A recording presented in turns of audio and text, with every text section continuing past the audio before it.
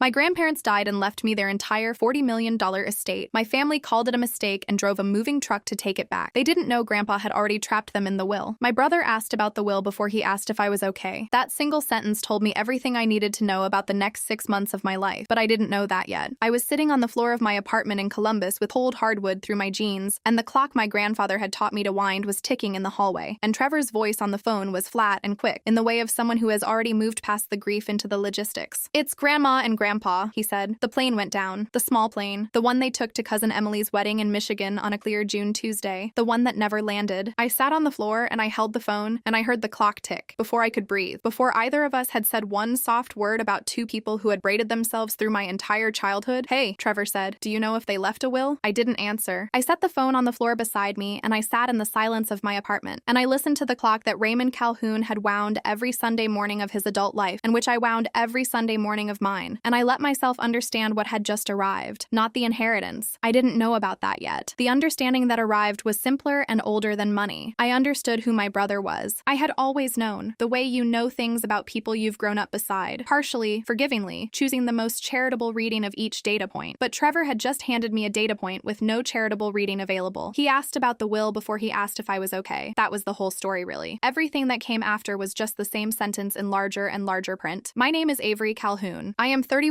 years old, and I spent 4 years in the United States Army before completing a degree in environmental management and moving to Columbus, where I work for a land conservation nonprofit. I am not someone who grew up expecting an inheritance. That is important context. My grandparents, Raymond and June Calhoun, were not the kind of wealthy that announces itself. Raymond had built a regional trucking company in the 1970s, sold it in 2001, and invested the proceeds with a patience and discretion that I now understand was one of his great skills. The lake house in northern Michigan, 3 acres, a dock, a boathouse, the oak tree he had planted the year my father was born, was where the family gathered. It was where I had spent every summer between ages 6 and 17. It was where my grandmother taught me to bake bread that mostly didn't rise, and where my grandfather taught me that a clock is a relationship between gears that requires maintenance and trust. They were the steadiest people I had known. My father, Dennis Calhoun, was Raymond's only son. He was 58 and had spent his life in a specific kind of competition with the father he simultaneously revered and resented, which is a dynamic I observed from childhood and was too young to name and am now old enough to name precisely. My father loved Raymond the way people love things that make them feel insufficient. He had never fully forgiven his parents for being better than him at the things he valued, and he had spent my entire life finding ways to distribute that unresolved accounting to the people around him. I was, historically, the most convenient recipient, not because I was the most present. Trevor lived 20 minutes from the lake house. I had been in Columbus for 12 years, not because of any single incident I could point to. It was a quality of attention, or the absence of it, the specific way a person can be in a room and still be omitted from it. I had learned to live with being omitted. The Army had, if anything, refined that skill. You learn to function from what is true rather than what is acknowledged. My grandparents had never omitted me. That is the thing I keep returning to. Raymond and June Calhoun had 2 grandchildren, and they had never, not once, made me feel like the lesser one. They called with the same frequency. They kept the same photograph, Trevor at his college graduation, me in my dress uniform, in the same double frame on the same end table. When I came to the lake house, my grandmother made the bread, and my grandfather wound the clock, and the dock had a loose board I repaired one summer at 14 with tools from the boathouse because I noticed it needed repairing and nobody else had noticed. They noticed me noticing. That was the whole of it, I think. They paid attention to what I actually was rather than what was convenient to see. The will reading was on a Friday. Walter Howren had been Raymond and June's estate attorney for 19 years. His office was in Traverse City, small, organized, the kind of office that felt like it kept its files in the same place every time. He was 62, deliberate in his speech, and had the quality of someone who has delivered difficult news often enough to have stopped trying to soften it and started trusting the information to do its own work. My father sat in the front row with his arms crossed. My mother held a pen she never used. Trevor was in the chair beside her, bouncing his left leg. My Aunt Carol had a legal pad open on her knee, which I noticed when I came in and which I have thought about many times since. A legal pad. At a will reading 6 days after her brother and sister-in-law's funeral. She had come prepared to take inventory. Walter opened the file. He read the standard language. Then he read my name. Then he read it again. Then a third time, in 3 different clauses, each one compounding the weight of the previous. The air in the room changed before I had processed the words. I could feel it. The specific shift of a room whose assumptions have just been surgically removed. Soul air. The estate passes entirely to Avery Marie Calhoun. Then the number. Walter said it plainly, without announcement. The way you read a number that is already in the document and requires nothing additional from you. $40 million. The lake house. The land. All 340 acres, including the boathouse and the eastern parcel Raymond had purchased in 2008. The investment accounts. The personal property. All of it. Mine. My mother made a sound. One sharp note. note, compressed, without humor. There must be a mistake. Walter looked up from the file for the first time. There is no mistake. He said it with the patience of a man who had anticipated this sentence, who had perhaps been told by his client to anticipate it. My father said my name the way he said it when he was angry. 2 hard syllables, no softness. My mother said the word soul 3 times in a row, quietly, like she was testing whether it would change shape if she said it enough. I said nothing. I was thinking about the dockboard at 14, about bread that didn't rise, about a clock in my hallway in Columbus that I wound every Sunday because a man who was now gone had taught me that things worth keeping require regular attention. I was thinking about 2 people who had never once looked at me and found the math coming up short. They were waiting in the parking lot. I should have expected it, and I did expect it, and it still landed with a specific weight when I walked out of Walter's office into the June afternoon and saw them arranged in a loose semicircle near my car. My father in front, arms still crossed, using his height the way he always had. Not aggressively exactly, just presently, occupying space as a form of communication. It should have gone to family, he said. I am family, I said. His face did the thing it did when I said something he couldn't immediately counter, but also refused to accept. It closed, like a door pulled shut from inside. Trevor was beside him with his hands in his pockets, doing the performance of reluctant reasonableness he had perfected over years. You don't even live here, Avery. You haven't been here in years. A pause. They were confused. They were old. They didn't understand what they were doing. They were 71 and 68, I said. They flew their own plane. They were not confused. My mother came last, because she always came last, because she understood that timing was leverage, and that the softening move worked better after the harder ones had failed. She touched my arm. Her voice went gentle. We're all grieving, sweetheart. We'll talk when everyone's calmer. Her grip was not gentle. I had spent 4 years in the army learning to read the gap between what people said and what their bodies were doing. My mother's body was doing something her voice was not. She hadn't conceded. She'd changed weapons. I got in my car. I drove north. I had been at the lake house for 4 days when the letter arrived. My father had not driven up himself. He had sent it through a courier service from Traverse City, an envelope with his handwriting on the outside, formal in the specific way of someone who has been told to be formal and does not entirely understand what that requires. Inside, 1 page, his handwriting throughout. He had spoken to an attorney. I was to understand that the family intended to contest the will. Pending that contest, I had no legal right to occupy the property. I was to vacate the lake house by Sunday, or 4 days, and leave the premises in the condition in which I had found them. If you do not vacate by Sunday, we will remove you ourselves and permit the court to sort out the remainder. The last line, it should have gone to family. I read the whole thing once. Then I set it on the kitchen table next to my coffee. I called Walter. He had been expecting something like this. He told me 3 things clearly and in order. First, the will was uncontestable. Raymond and June had been deliberate. A physician's letter confirming their cognitive soundness was in the file. A video, recorded 2 years earlier in Walter's office, showed them signing, discussing their intentions in their own words, and explicitly acknowledging that they understood the implications for other family members. Second, my father's attorney had apparently not yet reviewed the full document. There was a no contest clause. Raymond had included it on Walter's advice, and it was ironclad. Any party who challenged the will and lost would forfeit all gifts, bequests, and provisions made to them within it. My father stood to lose the $200,000 Raymond had set aside for him. Trevor stood to lose $150,000. Aunt Carol stood to lose $75,000. Did they know about the clause? I asked. They will by Sunday, Walter said. Third, the threat to remove me from the property was criminal trespass, and I was entitled to involve law enforcement. I called the county sheriff's office. I spoke with a deputy named Carl Briggs, 11 years on the force, stationed out of the Charlevoix County substation 20 minutes from the lake house. I explained the situation clearly and completely. I told him about the will, about the letter, about Sunday. I told him I was not looking for confrontation. I was looking for presence. I'll be there, he said. Then I made a folder. The recorded deed, the will, Walter's letter confirming the no contest clause, the physician's letter, the video recording reference, my father's letter, the original, in his handwriting, in the envelope with the courier postmark. Then I went and fixed the dockboard that had come loose again over the winter. I had 4 days. I used them. Sunday arrived gray and cool, the way northern Michigan mornings arrive in June when the lake is still cold and the sky hasn't decided anything yet. I was on the porch at 8:15 with coffee when I heard them coming. My father's truck first, the F-250 he drove as a statement, diesel engine carrying down the road. Behind it, something larger. I stood up slowly and looked toward the tree line at the end of the drive. A rented moving truck, full-sized, the kind with a loading ramp. The diesel rattle of it settling into the quiet of the morning. My mother's Accord behind that. Aunt Carol's Subaru. 2 cousins I hadn't spoken to in years hanging back near the road, already looking uncertain, already sensing that they had agreed to participate in something without fully understanding what it was. My father climbed out of the truck and walked up the porch steps without pausing at the lavender my grandmother had planted along the path, which had been there for 14 years, which she had tended every summer. He walked straight through it, not maliciously. He simply hadn't noticed it, which was, I thought, the most accurate possible summary of the situation. He stopped 1 foot from me, used his height. We're done waiting. Get your things. His eyes moved past my face, into the house, already calculating, already inventorying, already in possession of something his hands hadn't touched yet, and then he stopped talking. talking because two people had just come quietly around the side of the house. Walter Howren in his gray Sunday suit, the estate file under his arm, his face arranged in the particular calm of a man who has been in difficult rooms before and finds them navigable, and Deputy Carl Briggs of the Charlevoix County Sheriff's Office in full uniform, thumbs in his belt, standing on my grandfather's porch in the morning light with the easy, unhurried posture of someone who has nowhere else to be and no intention of leaving. My mother's hand went to her chest. Aunt Carol's pen, she had brought the legal pad, she had actually brought the legal pad, stopped moving. The cousins near the road took a step back. Deputy Briggs spoke first, not loudly, not with drama, in the flat, conversational tone of a man reading established facts into the record. This property belongs to Ms. Avery Calhoun. She holds clear title, recorded with the county, uncontested by any court order. There is no legal basis for anyone to remove her or her belongings from this property. Any attempt to do so constitutes criminal trespass. He looked at the moving truck. The truck needs to leave the property. My father turned to Walter. Walter opened the file. He slid out a single page, a copy of the will's no contest clause, with the specific paragraph highlighted in yellow. When your attorney filed the preliminary contest petition on Thursday, Walter said in the same unhurried tone, it triggered this clause. If you press the challenge and lose, and the grounds are not sufficient to succeed, you forfeit all provisions Raymond made for you in the will. $200,000. He paused. I'd recommend a conversation with your attorney before Sunday becomes more expensive than it already is. My father stood on his own father's porch with the moving truck behind him, and my grandmother's lavender crushed under his boot, and the specific expression of a man who has arrived at a moment having prepared for one version of it, and found a completely different version waiting. He looked at Briggs. He looked at Walter. He looked at the folder under Walter's arm. Then he looked at me, and he reached for the only thing he had left. It should have gone to family. His voice had gone ragged at the edges, not with grief, but with the specific quality of a certainty that is losing its structural integrity and is trying to hold itself together through repetition. It should have gone to family, the fourth time he had said it. I thought about how many times I had heard variations of that sentence over the course of my life, how many rooms I had been standing in when my father communicated, in one form or another, that I had not quite qualified, not quite made the list, not quite fit the definition as he understood it. I thought about Raymond teaching me to wind a clock. I thought about June laughing at bread that wouldn't rise. I thought about two people who had never once needed to decide whether I qualified. It did go to family, I said. You just could never see who that was. My father looked at me for a long moment, then he turned and walked back to his truck. The moving truck idled for another minute. Then its engine changed pitch and it began to back down the driveway, carefully, the driver navigating around the tree line. My mother stood by her car. She looked at me across the yard with an expression I had not seen from her before. Not anger, not calculation, not the gentleness she deployed as a weapon. Something that had more confusion in it than anything else. Like a woman trying to locate herself in a version of events she had not written. She got in her car. Aunt Carol closed the legal pad. The cousins were already gone. Walter stayed for coffee. We sat at my grandmother's kitchen table, the same one where she had taught me to read a recipe, where my grandfather had done the crossword every morning in pen, and Walter told me the rest of what I needed to know. The no contest clause was airtight, drafted specifically to withstand the kind of challenge my father's attorney had filed. Raymond had understood that the will would be contested. He had discussed it with Walter 2 years ago, explicitly and practically, in the same conversation where they recorded the video. He said something I thought you should know, Walter said. He had his coffee in both hands. Outside, the lake was going silver in the morning light. He said, Avery shows up and does the work without being asked and doesn't expect anything for it. That's the person who gets the house. I looked at my coffee. He also said, Walter continued, that he had watched his son his entire life expect to be given things he hadn't earned, and that he was tired of that expectation being rewarded, and that he wasn't going to do it one final time from the grave. He said it without editorializing. I appreciated that. The contest was withdrawn 3 weeks later. My father's attorney, having reviewed the no contest clause in full, and the video recording and the physician's letter and the 19-year paper trail of Walter's meticulous documentation, advised his client clearly. The challenge had no viable grounds. Pressing it would cost my father his $200,000 bequest and result in a public legal proceeding that would go in one direction. I received the notice of withdrawal on a Tuesday afternoon. I was sitting on the dock. The board I had repaired was holding. I read the notice once, set it beside me on the dock planks. The lake was very still that afternoon, the kind of still that happens after a long wind has finally stopped, when the water is catching up with the absence of movement. I sat there for a long time. I moved into the lake house in September. I had decisions to make about the scale of what I had inherited, financial decisions, land management decisions, decisions about the trucking company's residual assets, and I made them carefully and over time, the way I try to make large decisions, with good counsel and without hurry. I retained Walter for the estate matters. I hired a financial advisor named Patricia Hearn, 26 years in wealth management, who had been referred by Walter, and who had the quality I looked for in advisors. She told me what she thought and why, and she didn't tell me what I wanted to hear. The land I placed into a conservation easement, working through the nonprofit where I had been employed. It was the largest single conservation transaction my organization had completed, which created a professional complexity I navigated by stepping back from my management role for the duration of the process. My colleagues were professional about it, some of of them found it genuinely moving. 340 acres of northern Michigan lakefront removed permanently from development. My grandfather would have been pleased. I knew this the way I knew things he had taught me, with the specific certainty of someone who had paid close attention. The dockboard came loose again the following March. I found it on a cold Saturday morning, the plank lifting slightly on one end, the way it always did when the ice had pushed at things. I went to the boathouse and found the same tools, the same claw hammer in the same bracket, the same coffee can of nails, and I fixed it the way I had fixed it at 14, alone, quietly, because it needed doing, and I was the one who noticed. When I was done, I sat on the dock in the cold and looked at the lake and thought about the accounting of things. What gets passed on, what gets withheld, what people decide you're worth, what people decide you've earned, and how rarely those calculations belong to the people making them. My grandfather had understood something my father never had. Belonging isn't a thing that gets decided by the people who think they're deciding it. It's a thing that exists in the work, in the noticing. In the dockboard you fix because you noticed it was loose and you happen to have the tools. In the clock you wind every Sunday because someone you loved taught you that things worth keeping require regular attention. I went inside and wound the clock. He spent 40 years deciding I didn't belong at the table. He drove a moving truck to a house my grandfather had already made sure he could never take. The clock is still ticking.